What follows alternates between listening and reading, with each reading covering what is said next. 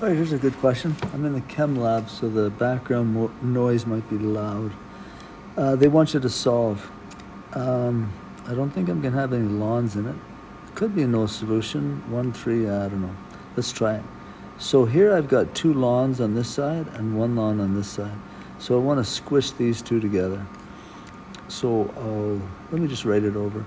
Ln x minus ln of x minus 2 equals ln of 3. So squish these together using the quotient law. So it'll be ln of x over x minus 2 equals the ln of 3. Property of logarithmic equality lets me cancel the lns out or just equate what's left. So I'm going to get rid of the lns. So I'll have x over x minus 2 is equal to 3. Multiply both sides by x minus 2. Cancel out here, so I have x equals, I'll use the distributive property there, so 3x minus 6. Let's subtract x, and then let's add 6. So I have 6 is equal to 2x. Divide both sides by 2.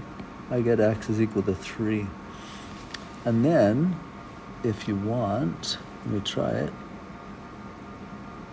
I'm going to just check, see if it's right. Here we go. So, here we go.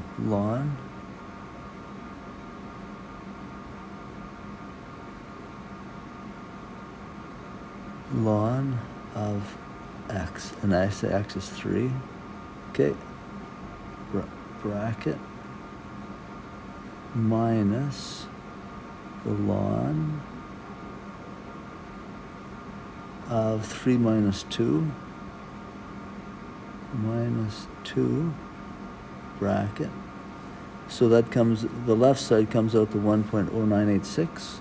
So the right side, I just have to do ln of 3. Same number. Therefore, my answer is correct.